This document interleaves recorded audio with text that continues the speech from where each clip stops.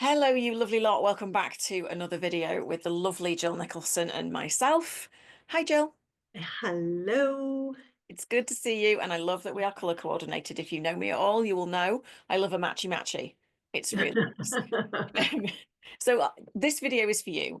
If you have ever struggled or experienced anxiety, and it's especially for you if you experience it on a recurring basis, right? If it's something that comes up in your everyday life, or it hits you when big stuff happens, or you find yourself even awake at night or not sleeping properly because of anxiety and recurring anxious thoughts, this is going to be a really useful video for you. In this video, we are going to cover the three main things that we've observed, the three sort of keys to working with anxiety and the elements that you need to be aware of, such as the story that you're telling yourself, recognizing how you can get locked in to that anxiety, and then the somatic body-based way to help you out of that, no matter when it happens or what's going on for you, right? So to kick us off, Jill is going to talk about a couple of those points. And then if you stay till the end, I am going to talk about the somatic body-based solution for anxiety. And we're actually going to do some tapping together for a good few minutes. So you will get a shift. If this is for you, you will want to stick around until about 20 minutes in until we start the tapping. And then you can come back, bookmark this video and come back to it anytime you like. Fantastic. Good stuff. So, Jill, why don't you kick us off about anxiety? And we were talking earlier about the story that people tell themselves, right? And why that's a really key element of anxiety and why it persists. Absolutely. Um, Anxiety has different forms. So we can have anxiety reactively, and it's quite specific to something. So maybe we have been in a car accident, or maybe we're under a kind of chronic threat. Maybe your job's not felt very secure. So it can be either something quite specific that's happened that has triggered anxiety, but for other people, that anxiety can be a kind of low-level chronic anxiety, or we'd call it a generalized anxiety. Mm. And often that's almost little bits of anxiety that have gone unattended to, that, it's almost like a wee pebble, another pebble. Suddenly we've got a big mound of pebbles, Mm. that we can't get over. So it tends to sort of go into these two categories. And if you've had anxiety that is generalized, that has been longer term, it can be a wee bit like having a faulty burglar alarm. So when I moved here at first, we had an alarm put in.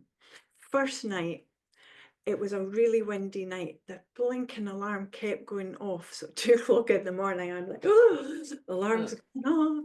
But it needed to be recalibrated, so it didn't go off when the wind hit, but it did go off if somebody bashed a window or a door. So anxiety can be a bit like that we start to get to a place where it is so easily triggered. It's Mm. really torturous for many people. Mm. And as you were saying, underneath it, it's really important that we look at what is the story that we're telling ourselves in there. Mm. Because often what is going in our internal dialogue, and often we're not aware of it, so it's unconscious, but it kind of buzzes away in the background. And that could be things like, I'm not okay. Nobody likes me. I haven't pleased somebody, and you're getting really anxious, or, oh my goodness, what if this happens? What if that happens? Mm. So going in away from the here and now, from actually what's happening, away into that what if land, which is often very, very unpleasant. Of what if this happens, and if that happens, this will happen. But then we are triggered in a way as if it was actually happening. Mm. Yeah, yeah. Mm. So knowing what that story is that goes on, and listening to those thoughts, nothing ever works out for me. Maybe I'm happy just now, something good's happened, but Mm. you know what? Round the next corner, something bad's going to happen. Yeah. Mm. So think, really identifying those thoughts, and being able to balance them with being in the now, what's actually happening, what's real. And if we identify the beliefs under them, the beliefs run in this story too. So as I was saying, if you believe bad things always happen, even when a good thing happens, it's like, yay, because Yeah. something bad's going to happen next. So identifying those beliefs, often under anxiety, is I'm not good enough. Mm-hmm. It's probably the most that I've seen in all these years with anxiety, or life is not safe. I cannot trust life. I cannot trust people. Mm. So being able to recognize what these beliefs are and then beginning to challenge them. Can't trust anyone. Well, is that true? Who can you trust in your life? Oh, well, mum's always been there for me, and my best friend really gets me. She really understands me. So there are a couple of people you can trust. So we're starting to pin it down in evidence and get it out of the what if land. Mm-hmm. And being able to shift to a more, empowering story. Something bad happens. I don't know, you at work, something you're working on, it all just collapses. Something goes wrong. And so we can say, I knew that'd happen. Nothing ever works out for me. I never get anything right. Honestly, I'm like not nearly as good as all these colleagues around me. Mm-hmm. If we turn it around to say, this thing happened, this project is not working just now, but that's happened in the past. Mm-hmm. It's not happening, not because of me, because X and Y happened. Mm-hmm. Okay, so what's my next best step? So being able to really shift to a more empowering story. Mm. So that's all kind of would be the first step, and where we become aware of the story and listening to the thoughts, identifying the beliefs, challenging the story, and shifting towards a more empowering story.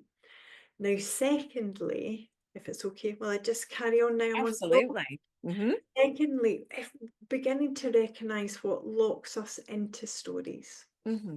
because we can get locked in and it can get a bit rigid, and often those beliefs are distorted. Just the example of I can't trust anybody. And so if we then put a wee magnifying glass on the thinking, we can do quite a bit of black and white thinking.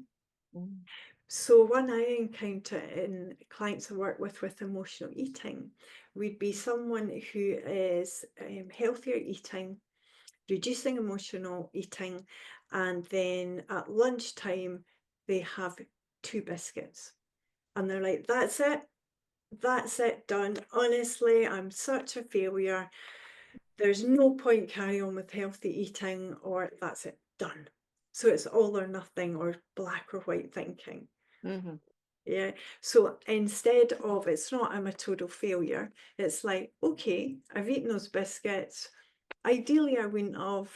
Okay, so what will you do for the rest of the day? Let's get back on track. It's not a disaster. Yeah. Okay, so that would be one of another one that can ramp up that anxiety so high is catastrophizing. Where it's like the worst case scenario. If I make this mistake, I'll lose everything. So we can do that, and actually we can terrify ourselves. We get way into that what if land. Yeah. And just to round that up, the other thing we can do is overgeneralize, like that I can't trust anybody. I've eaten 2 biscuits, so I'm a total failure. And when that happens, when we're anxious, we're not feeling safe, and our reasoning can often go out of the window. And I know you're going to talk a wee bit more about that. So being able to catch these thoughts and keep what is useful, discard what is not, and what is a distortion, and reality check it. And just reframing it out of that black and white, out of that catastrophizing or that emotional thinking. I don't know about you, I sometimes do it with IT stuff. Yeah. It's my nemesis. Yeah. Something doesn't work, and I honestly feel like a 5-year-old. You know, Right. something doesn't connect to something, and I'm like, Yeah. because it's a thing I find difficult, a thing I'm learning, but it takes me to being about 5 years old, you know, and not understanding how to tell the time and being like, you know. Yeah. So those would be the two main steps, kind of in the traditional psychotherapy, that can be really key Yeah. in working with anxiety. But that other one, which is absolutely huge, is about regulating the nervous system, to Yeah. support the new patterns of, for example, not catastrophizing. And that takes us more into the somatic realm, which Yeah. very much your forte. Yeah. Thank you for that. It's so interesting because I'm nodding along as I'm hearing you talking, and I know how you work with it because we work together on these kinds of things. But if we're passing it out like this, it's really interesting to observe as well how the somatic piece can slot in. And I think in my experience, those techniques are amazing. And I know when I got deeply entrenched in the anxiety way back when, what I would find really difficult would be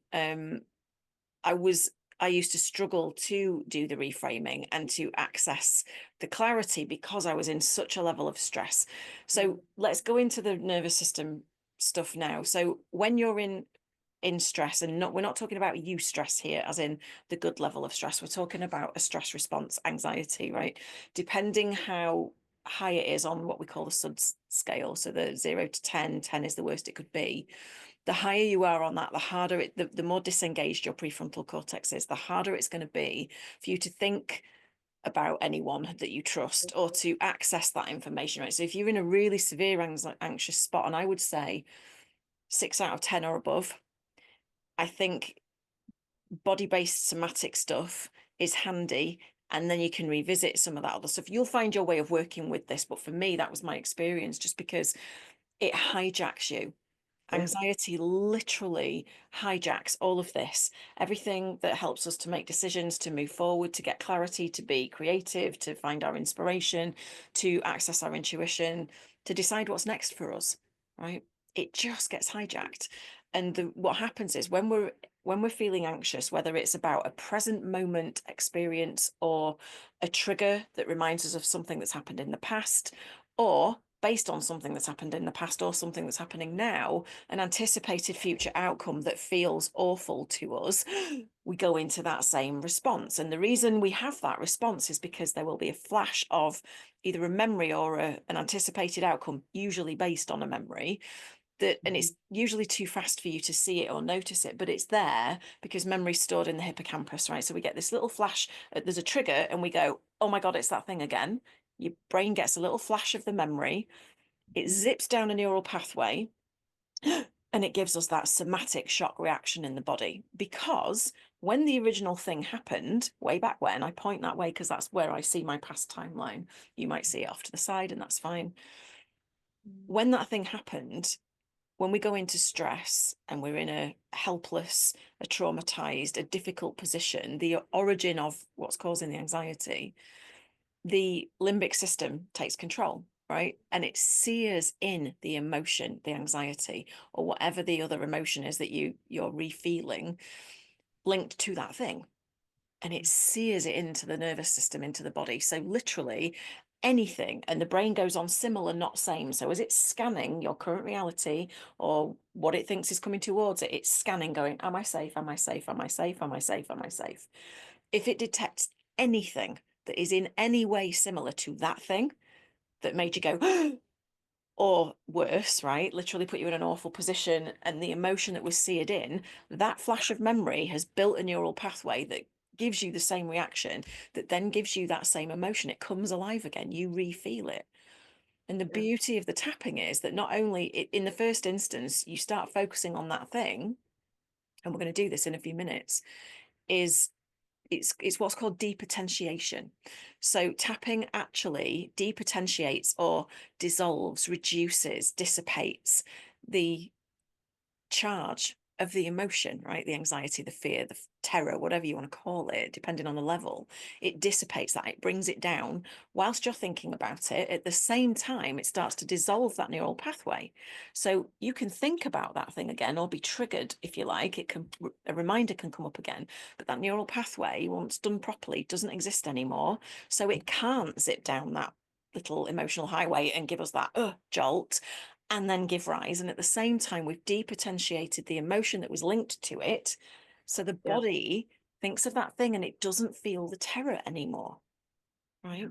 Yeah. And also then it slows down the brain waves into usually the bottom of beta, which is high focus, strategizing, whatever, or even relaxed alpha, the top of relaxed alpha after a short while, which is relaxed awareness, and you just feel calm. But this is where the beautiful thing kicks in. This re-engages. So your prefrontal cortex is the bit of the brain that wraps around all the old stuff, right? It's the newest bit of the brain. When we're in a stress response, it disengages. In other words, it might as well toddle off to the bar for a pina colada because it's not needed it's not needed when you're fighting for your life, right? It's literally get out of there, freeze, or fight. Those are the survival states. So this thing that's there to do all the rationalizing and the thinking and the strategy it's not needed. So it's off there having a pint. When you tap, it re-engages, Yeah.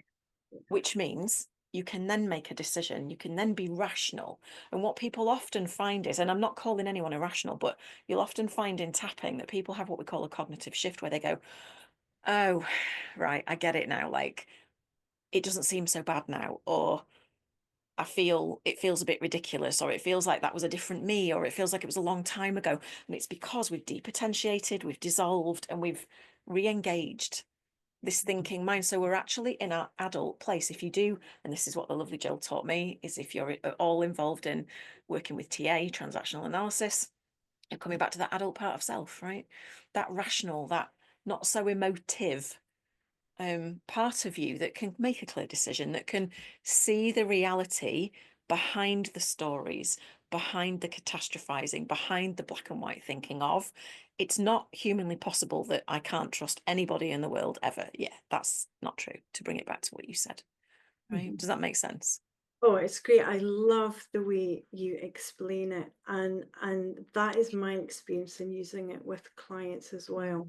That there's almost a gradual neutralizing Yeah. of that emotional charge. Mm-hmm. And just as you said, clients sort of saying, gosh, I can't even imagine the me I was a couple of months ago, the way I thought or the way I experienced things. Yeah. But I think, as people might know, we were both seeking kind of each other's modalities. Yeah. I wanted something to help regulate that. Actually, when doing some of these tools, like working on the catastrophizing or getting back into that adult reasoning cognitive place, Mm. actually having something that helped regulate people so we could then do that. Yeah. And I know you were wanting to add some of the psychotherapeutic concepts to tap in. So we've been a Yeah. marriage made in heaven, Beautiful. really. Yep. But I also find when I'm working with people, Emma, that where if people are anxious, even that one tapping point under the shoulder blades is something you taught me about. Tap and talk. Yeah, just here under the collarbones. So where Yeah, your collarbones come in, and there's a knobbly bit on the end and a space between, get your fingers on the knobbly bits and drop down about an inch. You'll feel a little dip. All of your body's meridians run through this point, and each meridian is linked to an emotion, a state, a feeling. So this is kind of a cheat's way, if you like, of hitting all the spots in one go. So even if you don't know how to tap, even if you're short on time, or you're in public, or you're at the red lights and you're panicking about driving, you can just sit and rub. yeah. Well, I'm not telling you to tap while driving, but there's ways that you can just shoehorn it in, right? Although, to be fair, I have done that before by tapping my thumb on the edge of the steering wheel and my fingers, but that's another session entirely. So how would it be if we gave everybody an experience of this now? Absolutely. And I think the great thing is Yeah. this tapping can almost be like a little first aid kit Yeah. for anyone who's feeling anxious and needs quite a quick thing to help regulate them. So now you understand what anxiety is, what's happening in your brain. So that information always helps us to get more into an adult place of, okay, I know what's happening. This anxiety is not trying to terrify me. It is there for a reason, but how do I work with it? How do I regulate it? Yeah, Yep. absolutely. So let's set this up. We're only going to be a few minutes, but what I'm going to encourage you to do is just follow me around. So Jill is going to follow me too, but her audio is going to be on silent so that, you know, a repeating voice after mine doesn't put you off saying your thing. There's two things about this. Just tap where I tap, say what I say, and see how you feel. It doesn't matter if you get it bang on, it's all good. And the second thing is, if any of the words really don't resonate, you can change them to be something that resonates better for you. And you just trust that you will know in the moment what that is. But I'm going to do it in a way that it's relatively global, and I might do some fill in the blank. So when I gesture and I talk about, and it makes me feel, then you can say how it makes you feel. I'm going to guide you, but I'm going to leave space for your actual words because they're really, really powerful, right? So glasses off, hair out the face, here we go. So while we're tapping on the side of the hand, you just want to take 3 or 4 fingers and tap on the fat of the hand on the side where you would karate chop a bunch of bricks if that was your thing. And I just want you to, for a moment, bring to mind, and please be careful with this, don't go too deep into something really traumatic, just use a surface level one if you can. Bring to mind something that when you think about it, you still find it either scary or slightly upsetting, or, you know, it gives you a bit of a negative jolt, let's say. And just think about that now. Just briefly touch on it. And just notice how it makes you feel in your body. Notice the physical sensation. You might have a tight jaw, your chest might tighten up a little bit, you might get butterflies in the tummy, right? Because that's usually a fear response. And then we're just going to start tapping. So repeating after me. Even though I'm feeling anxious, worried,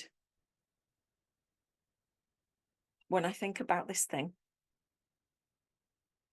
right here and right now, I choose to know that I am safe. And even though I think about this thing a lot, it comes up at inconvenient times, right here and right now, I'm safe in this moment. And even though there might be a part of me that struggles to feel safe at any time, and it comes up as anxiety, or whatever you want to call it, right here and right now, I'm just going to do my best to be present. And then take 2 fingers, and we're going to start on the eyebrow. So right at the start of the eyebrow here, this feeling of anxiety outside of the eye on the corner, these sensations in my body. And then underneath the eye, I can feel this in my, wherever you feel it, under the nose. And it feels, and then describe it. So it might be a tight ball of wire, or and you might start to sigh about now because the body's starting to relax. And then on the chin, just in the middle bit, in the crease, all this anxiety in my body. And then underneath the collarbones on the cheek point, this anxiety that keeps coming up. Under the arm, on the bra strap if you wear one. Wonder if I could start to let a little bit go now. And then top of the head in the middle, and start to feel a bit safer in my body. And we're just going to carry on around. Normally I would stop and check in, but this is just group. So back to the eyebrow. this anxious feeling in my body outside of the eye. I wonder if I'm starting to feel a little lighter under the eye. I've spent so much time feeling this way. And here's the key, under the nose. This anxiety's become familiar. On the chin. So maybe that feels safe to my nervous system. Under the collarbones, because I recognize it. Under the arm. And if I recognize it, then it feels safe. Top of the head. But I'm starting to feel really ready to let this go. And then we'll do one more round. And we're just going to say, relaxing and releasing. Outside of the eye. Relaxing and letting go of this anxiety. Under the eye. Relaxing and releasing this anxiety from my body. To the nose. Relaxing and letting go of these anxious feelings. On the chin. Relaxing and beginning to feel steadier. Under the collarbones. Relaxing and beginning to feel calm. Under the arm. Relaxing and releasing all of the old anxious feelings. Top of the head. Relaxing and starting to feel safer in this moment. And then you can just come to a stop, just put a hand over your heart, take a nice deep breath, and let it go. And actually now I look like I need to go and have a nana nap, but that is the EFT effect. So Jill, how did that feel for you in your system? It felt very grounding. Mm-hmm. It feels almost like a bit like a hug, a bit like it's okay. It's Yeah. okay. That excuse me, so very regulating. And what I love about it, Emma, is it gets us back into our bodies and into the here and now, and out of the what if land catastrophizing, etc. So Yeah. it's just feeling like solid. It's Mm. it's okay. Yeah, I love that. And essentially that's exactly how it works in the body. You know, it pulls you back in to your own energy. It drops you, what I like to say is it kind of drops you below the noise. So everything kind of just goes quiet and it just feels still. And that only takes 90 seconds to 2 minutes to start to kick in. So if you start to yawn really early on in the tapping process, that's really normal and it's a really good sign, a really good sign. Yeah, absolutely. And I know sometimes when you've taught tapping, you say you can use both hands if you want. Yeah. Just one, whichever. I like both sometimes. Yeah, it feels nice, doesn't it? You can, because the meridians run, without going into it too much, the meridians run down, if you had a line down the body, they run reflecting each other down both sides, and one's masculine, one's feminine. So you can do both. Some people like to do that for the comfort of it. Yeah. But it's entirely up to you and you'll find your sweet spot. And even if all you did was tap under the collarbones and still repeat that while I, repeat everything that I've said, you'll still get a phenomenal result, because it's the tapping on the body that sends the signal across the brain, calms it down, calms everything down, depotentiates, dissolves, and reconnects this thing to leave you feeling calmer, clearer, and more in control. It maybe doesn't solve the issue that's making you anxious, but any decision you make from this calmer place is going to benefit you. Yeah. Yeah, absolutely. And I think it's the power of bringing those two approaches together, isn't it? That we're working not just on the mind and the heart and someone's history. We're also, and I think it's so needed for anxiety and trauma, we're working with the body as well and the nervous system. And that's Yeah. why it is absolutely so potent. Mm. Yeah. 100%, because that in essence is where your nervous system and your body and your cells, in fact, is where the trauma lives. It's where the seared in emotion lives, everything that's been wired into your nervous system about any experience you have ever had. So yes, we talked about this about anxiety, but actually this applies to anything you have ever been through. So that is why tapping and these psychological therapeutic tools are so potent together.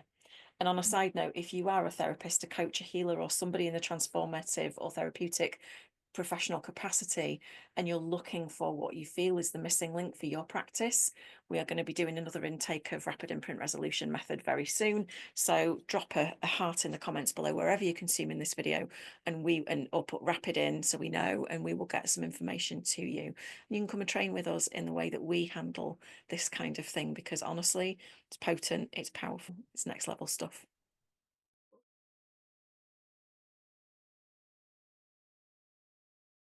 Oh, I wouldn't be without EFT tapping now and Mm. working with clients, because it speeds the process up so quickly. Yeah. And as you say, because there's the prefrontal cortex comes back online, it's so Mhm. much easier to see clearly and Yeah. to make decisions. Yeah. And then when we're in a very heightened state, where Mhm. we kind of feel like a threat is going to happen at any moment. Yeah. Yeah. I love that. Fantastic. Thank you for spending this time with us today, and we look forward to seeing you on the next video. Feel free to click around and binge some of the other lovely videos that we've done on all manner of different topics, and we'll see you in the next one. See you next time. See you next time. Bye for now.